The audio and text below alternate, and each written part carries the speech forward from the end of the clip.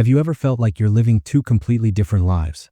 One that everyone sees and another that's happening inside your head? If you're an INFJ, you know exactly what I'm talking about.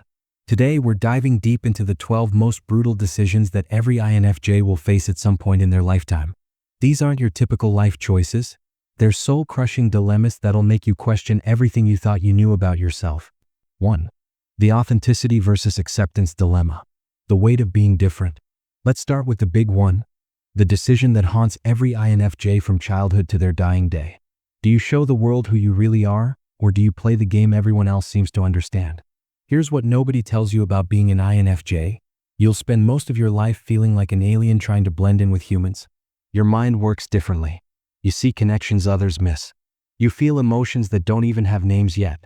And every single day you'll face the same brutal choice: reveal your true self and risk being misunderstood, or wear a mask and slowly lose yourself in the process. The cost of hiding. When you choose to hide your authentic self, something inside you dies a little each day. You'll become an expert at reading rooms, at saying what people want to hear, at being whoever they need you to be. You'll master the art of small talk while your soul screams for deeper connections. You'll laugh at jokes that aren't funny and nod along with conversations that make you want to disappear.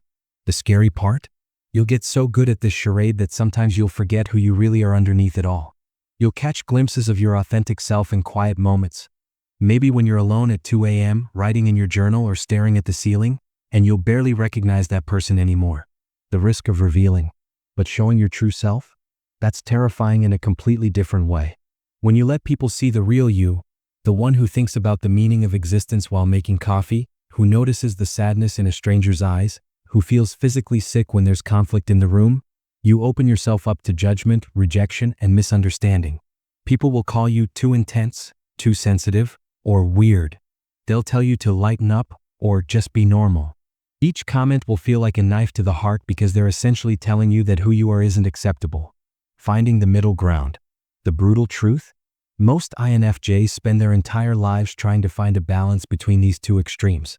You'll learn to reveal yourself in layers, testing the waters with each person you meet. You'll develop an intuitive sense of who can handle your depth and who needs the surface-level version of you. But here's what I wish someone had told me earlier. The right people will celebrate your authenticity, not run from it. The decision to be genuine becomes less brutal when you realize that hiding yourself only attracts people who don't really know you anyway. 2. The door slam decision. When enough is finally enough. Every INFJ knows about the infamous door slam, but experiencing it firsthand? That's a whole different level of brutal. This isn't about getting mad and walking away. This is about reaching a point where you literally cannot allow someone to remain in your life anymore. The door slam decision is brutal because it goes against every fiber of your being. INFJs are natural healers, givers, and believers in second chances. We see the potential in people long after they've stopped seeing it in themselves. We make excuses for behavior that would send others running for the hills. The buildup. The decision to slam the door doesn't happen overnight. It's the result of months, sometimes years, of giving pieces of yourself to someone who doesn't value what you're offering. It's staying up all night trying to understand why someone keeps hurting you when you've shown them nothing but love and support. You'll replay conversations, analyze every interaction, and blame yourself for not communicating better. You'll think, maybe if I just explain it one more time, or maybe if I love them harder, they'll change. You'll exhaust yourself trying to save someone who doesn't want to be saved. The breaking point. But then something shifts. Maybe it's one betrayal too many, one lie that finally breaks through your endless capacity for forgiveness, or just the slow realization that this person will never treat you with the respect you deserve. The decision crystallizes in a moment of startling clarity. You're done. The aftermath. The brutal part isn't the decision itself, it's living with it afterward. INFJs don't door slam lightly, and once it's done, it's permanent. You'll second-guess yourself for months.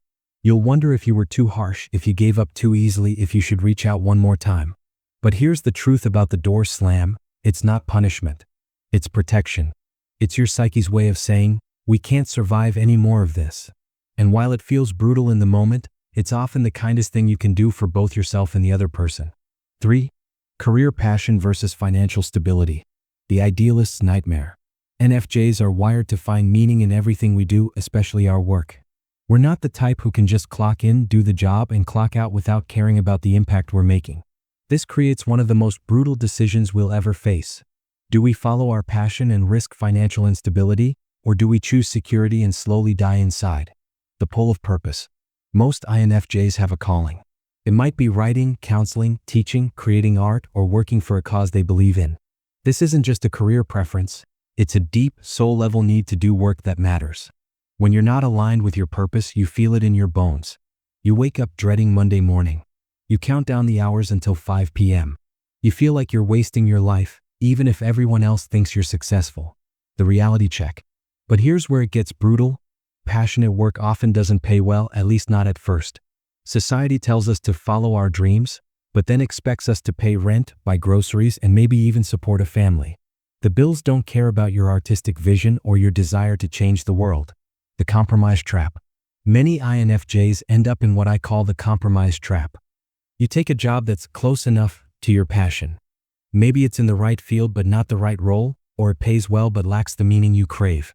You tell yourself it's temporary, that you'll pursue your real dreams once you're financially stable. But here's the brutal truth. Financial stability is a moving target, and there's always another reason to delay your dreams. First, it's paying off student loans. Then it's saving for a house. Then it's planning for retirement.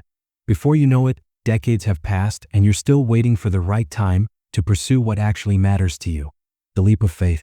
The most brutal part of this decision is that there's no guarantee that following your passion will work out financially. You might struggle for years before finding success. You might never achieve the financial stability that the safe path would have provided. But you also might discover that living authentically is worth more than any paycheck. Finding your way. Some INFJs find creative solutions, building their passion as a side hustle while maintaining financial stability, or finding ways to bring meaning into traditional careers. But for many, this decision represents a fundamental choice about what kind of life you want to live. One driven by security or one driven by purpose. 4. Setting boundaries versus being seen as selfish. The people pleaser's dilemma. INFJs are natural givers. We see people's pain, understand their struggles, and feel compelled to help. This beautiful trait is also our Achilles heel because it leads to one of the most brutal decisions we'll ever face. When to stop giving and start protecting ourselves. The endless well. For most of your life, you've probably been the person others turn to when they need support. You're the friend who listens to 3-hour phone calls about relationship drama.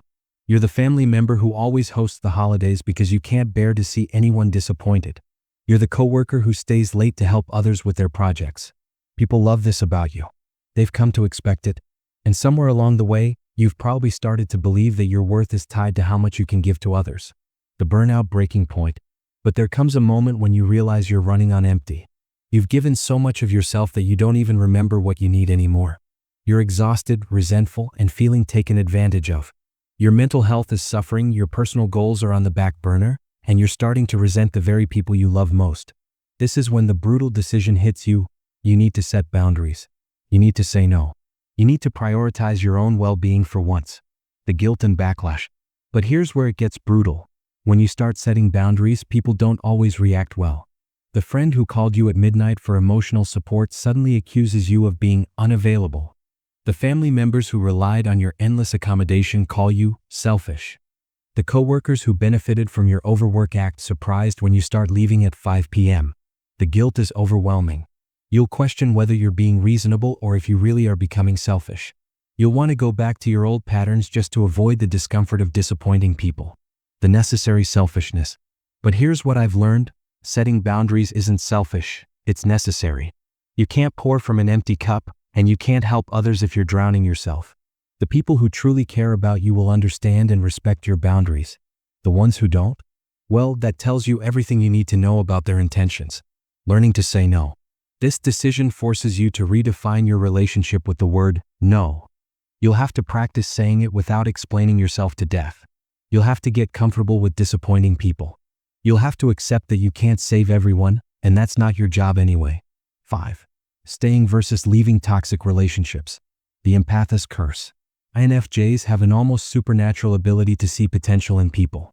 We can look at someone who's treating us terribly and still see the hurt child underneath, the untapped goodness, the possibility for change. This gift becomes a curse when we use it to justify staying in relationships that are slowly killing our spirit. Seeing the good in bad situations. You've probably been in relationships, romantic, family, or friendship, where you've held on long past the expiration date because you could see what the other person could become. You've made excuses for their behavior, convinced yourself that your love could heal their wounds, and believed that walking away would be giving up on them. The slow erosion. But toxic relationships don't usually announce themselves with obvious red flags. They're more like carbon monoxide, slow, invisible, and deadly. You don't realize how much of yourself you've lost until you're barely recognizable. Your confidence erodes bit by bit. Your intuition gets clouded by gaslighting. Your natural optimism turns into desperate hope that things will get better. The internal war. The decision to leave becomes brutal because it pits two core parts of your INFJ nature against each other. Your intuition is screaming that something is wrong, but your desire to help and heal keeps you anchored in place. You know you should leave, but you can't shake the feeling that you're abandoning someone who needs you. The fear of regret. What if they change after you leave? What if you're giving up right before their breakthrough? What if you're the key to their healing and walking away means they'll never get better? These thoughts will torture you, especially during those 3 a.m. moments when your mind won't stop racing. The brutal truth about staying. Here's the brutal truth. Staying in a toxic relationship because you see someone's potential is like setting yourself on fire to keep someone else warm. You can't love someone into changing. You can't heal someone who doesn't want to be healed. And sacrificing your well-being won't magically transform them into the person you know they could be. The liberation of leaving. When you finally make the decision to leave, you'll discover something powerful.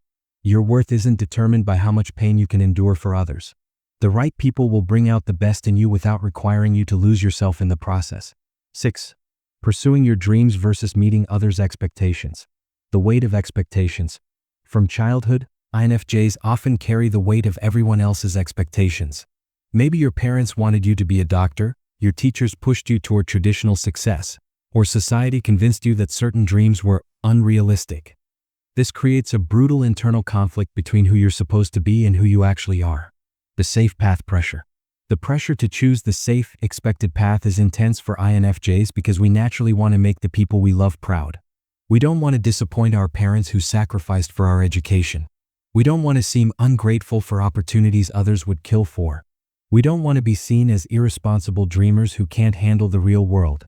The soul-crushing compromise. So many INFJs end up in careers that look good on paper but feel like death sentences in practice. You might become the lawyer when you wanted to be a writer, the accountant when you dreamed of being a therapist, or the corporate executive when your heart called you to social work. The brutal part is that you'll probably be good at these practical careers. INFJs are adaptable and hardworking. You'll excel, get promoted, and everyone will tell you how successful you are. But inside, you'll feel like you're living someone else's life. The time trap. Years will pass. Maybe decades. You'll tell yourself that you'll pursue your real dreams someday. After you pay off your house, after your kids are grown, after you retire.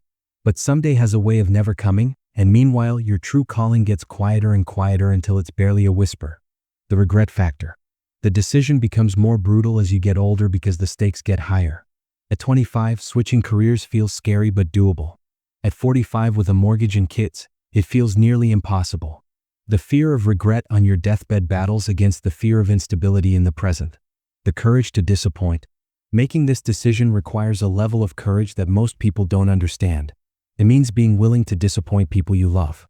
It means accepting that some people might never understand your choices.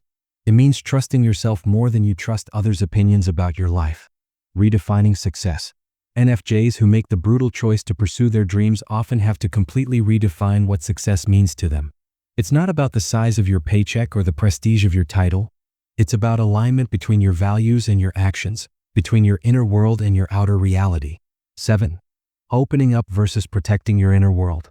The fortress mentality. INFJs are naturally private people. Our inner world is rich, complex, and deeply personal. We've learned early in life that not everyone can handle our intensity, our depth, or our unusual way of seeing the world. So we build walls, not to keep people out, but to protect something precious inside. The loneliness paradox. But here's where it gets brutal. Those same walls that protect us also isolate us. You'll find yourself surrounded by people who know you but don't really know you at all. You'll have surface-level friendships that leave you feeling more alone than being actually alone. You'll crave deep connection while simultaneously fearing what might happen if you let someone truly see you. The vulnerability gamble. Opening up as an INFJ isn't just about sharing your thoughts or feelings. It's about revealing a world inside you that's probably more vivid and complex than most people's external reality. It's showing someone your weird dreams, your philosophical thoughts, your unusual observations about human nature, your deep fears about the state of the world. The risk of misunderstanding. When you do open up, you risk being misunderstood in ways that cut straight to your core. Someone might dismiss your insights as overthinking, label your emotional depth as drama, or treat your vulnerabilities as entertainment. These reactions don't just hurt, they confirm your worst fears about being different and not belonging. The intimacy hunger. But the hunger for real intimacy, for someone who truly sees and accepts all of you, never goes away. You'll find yourself torn between the safety of solitude and the human need for connection. You'll wonder if it's better to be lonely or to be misunderstood. The few who get it. The brutal beauty of this decision is that when you do find someone who can handle your depth, whether it's a friend, partner, or therapist, the connection is unlike anything else. These relationships become sacred to you because they're proof that you don't have to choose between being authentic and being loved. Learning to trust your intuition. This decision teaches you to trust your intuition about people. You'll develop an almost supernatural ability to sense who's safe to open up to and who isn't. You'll learn that quality matters more than quantity when it comes to relationships. 8. Helping others versus helping yourself. The healer's burden. INFJs are natural healers, counselors, and fixers. We see people's pain like it's our own, and we feel compelled to do something about it. This creates a brutal decision that'll follow you throughout your life. When to help others and when to focus on healing yourself. The addiction to giving. Helping others can become an addiction for INFJs. Not because we're saints, but because seeing others happy and whole gives us a sense of purpose and worth. We become the friend everyone calls during a crisis, the family member who mediates every conflict, the colleague who takes on extra work to help struggling teammates. The depletion cycle. But constantly being in helper mode is exhausting. You'll find yourself running on empty, giving from a place of obligation rather than genuine desire to help. You'll start to resent the very people you're trying to help, which makes you feel guilty, which makes you help even more to compensate for the resentment. Your own neglected needs. Meanwhile, your own needs get pushed further and further down the priority list. Your own dreams wait while you help others achieve theirs. Your own healing gets postponed while you tend to everyone else's wounds. Your own growth stagnates while you nurture everyone else's potential. The guilt of self-care. When you finally recognize this pattern and try to change it, the guilt is overwhelming. Taking time for yourself feels selfish when you know others are struggling. Saying no to someone in need goes against every instinct you have. You'll question whether you're becoming cold or uncaring. The necessary selfishness. But here's the brutal truth, you can't give what you don't have. If you're empty, exhausted, and neglecting your own needs, you're not actually helping anyone in the long run. You're just enabling a cycle where everyone depends on you and nobody learns to depend on themselves. Finding balance. This decision forces you to learn the difference between helping from a place of love and helping from a place of compulsion. It teaches you that the most powerful thing you can do for others is to model what it looks like to take care of yourself. 9. Trusting your intuition versus following logic. The battle between head and heart. INFJs possess incredibly strong intuition, but we live in a world that values logic, data, and rational decision-making above all else. This creates a constant internal battle between what your gut tells you and what your head thinks makes sense. When intuition contradicts evidence. Your intuition might tell you that a job offer that looks perfect on paper is wrong for you. It might warn you away from a relationship that everyone else thinks is ideal. It might push you toward a decision that doesn't make logical sense but feels absolutely right in your soul. The gaslight of rationality. People will question your intuitive decisions. They'll ask for logical explanations that you can't provide. They'll present evidence that contradicts your gut feeling. They'll make you feel like you're being irrational or emotional. This external pressure can make you doubt your own inner wisdom. The cost of ignoring your gut. When INFJs ignore their intuition to follow logic, the results are often disastrous. You might end up in situations that look right from the outside but feel completely wrong on the inside. You'll have that nagging feeling that something's off, but you won't be able to explain why. Learning to trust yourself. This decision teaches you to value your intuitive gifts, even when others don't understand them. You'll learn that your intuition isn't mystical nonsense. It's your unconscious mind processing millions of tiny details that your conscious mind missed. The validation journey. Over time, you'll start to notice how often your intuitive hits turn out to be accurate. That person you had a bad feeling about really did turn out to be untrustworthy. That opportunity that felt wrong really would have been a mistake. These experiences gradually build your confidence in your own inner wisdom. 10. Perfectionism versus progress. The perfectionist prison. INFJs often struggle with perfectionism, not because we're obsessed with being perfect, but because we have such a clear vision of how things could be. We see the potential in everything, projects, relationships, ourselves, and we want to bring that potential to life. The all or nothing trap. This creates a brutal decision around every goal, project, or dream. Do we wait until we can do it perfectly, or do we start imperfectly and improve along the way? For many INFJs, the fear of producing something mediocre keeps us from producing anything at all. The analysis paralysis. You'll spend months researching, planning, and preparing for projects that others would have started and finished already. You'll rewrite the first chapter of your novel 50 times instead of moving on to chapter 2. You'll delay launching your business until you've thought through every possible scenario. The missed opportunities. While you're perfecting your plan, life moves on. Opportunities pass by. Other people with less perfect ideas but more willingness to act achieve the success you're still planning for. The brutal reality is that done is often better than perfect. The fear of judgment. The perfectionism often stems from fear of being judged, criticized, or rejected.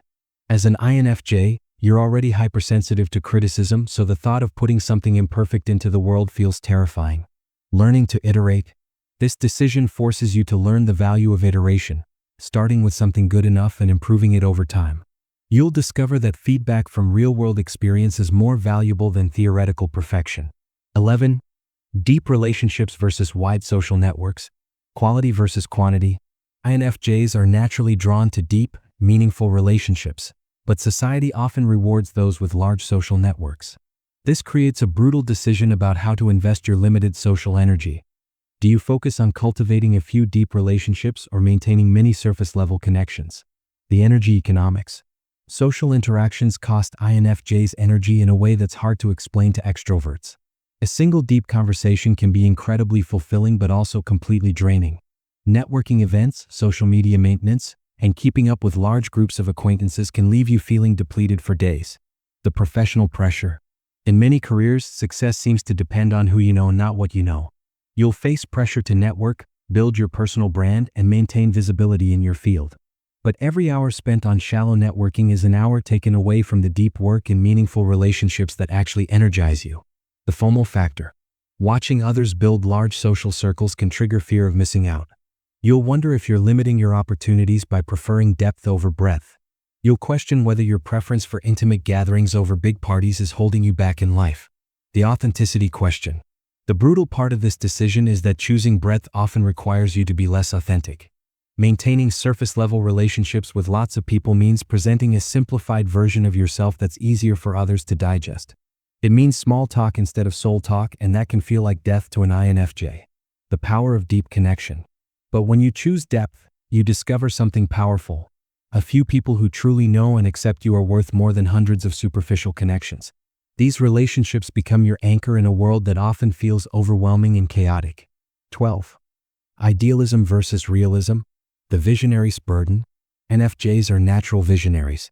We see how things could be: better relationships, fairer systems, more beautiful art, more meaningful work. This gift of vision creates one of the most brutal ongoing decisions of our lives. How much of our idealism do we hold on to in a world that seems determined to crush it? The hope versus cynicism battle. Every day you'll face evidence that the world is messy, unfair, and often cruel. You'll see good people suffer while bad people prosper. You'll watch systems fail the very people they're supposed to protect. You'll witness humanity's capacity for both incredible beauty and devastating destruction. The adaptation pressure. The world will pressure you to get realistic, to lower your expectations, to accept that this is just how things are. People will tell you to stop being so idealistic, to toughen up, to stop taking things so personally. They'll frame your vision of how things could be as naive or childish. The cost of compromise. When you start compromising your ideals to fit in with reality, something essential inside you begins to die. You might become more successful in conventional terms, but you'll lose the spark that made you unique. You'll start to feel like you're sleepwalking through life. The sustainable middle path. The brutal decision isn't really between idealism and realism. It's about finding a sustainable way to hold both. You need enough realism to function in the world as it is, but enough idealism to work toward the world as it could be. The long game. This decision teaches you to play the long game. You'll learn to make incremental progress toward your ideals rather than expecting dramatic overnight change. You'll discover that small acts of integrity and kindness can create ripple effects you'll never fully see. The interconnected nature of these decisions. Why these decisions feel so brutal. What makes these decisions particularly brutal for INFJs is that they're all interconnected. The choice to be authentic affects your relationships, which impacts your career decisions, which influences your ability to help others, which shapes how you handle your idealism. Unlike other personality types who might compartmentalize these areas of life, INFJs experience everything as part of one integrated whole. When one area is out of alignment, it affects everything else. The cumulative effect. These decisions don't happen in isolation. They build on each other throughout your life. The boundary-setting skills you develop in one relationship help you in all relationships. The courage to pursue your dreams in one area gives you strength to be authentic in others. Conclusion. Embracing the brutal beauty of INFJ life. If you've made it this far, you're probably recognizing yourself in these decisions. Maybe you're facing one of them right now. Maybe you've already been through several and are dealing with the aftermath. Or maybe you're just starting to realize that these choices are heading your way. Here's what I want you to know. These decisions are brutal precisely because they matter so much. They're not casual choices about what to have for lunch or which movie to watch. They're decisions that shape the very core of who you become and how you experience life. The fact that these decisions feel so weighty to you is not a flaw. It's a feature of your INFJ nature. You feel the gravity of choices because you understand their long-term impact in ways that others might miss. You struggle with them because you care deeply about making the right choice, not just the easy one. But here's the truth that took me years to learn. There often isn't a right choice. There are just choices that align with your values and choices that don't. Choices that honor who you're becoming and choices that keep you stuck in who you used to be. The brutality of these decisions lies not in their difficulty, but in their necessity. You can't avoid them. You can't delegate them to someone else. You can't postpone them indefinitely. At some point, life will force your hand and you'll have to choose. But here's the beautiful part. Every INFJ who has faced these decisions and chosen authenticity over comfort, growth over safety, and integrity over approval has discovered something powerful. They've learned that they're more resilient than they thought, more capable of handling uncertainty, and more worthy of love and respect than they ever imagined. Your sensitivity isn't a weakness to overcome, it's a superpower to harness. Your depth isn't a burden to hide, it's a gift to share with the right people. Your high standards aren't perfectionism to cure, they're values to honor.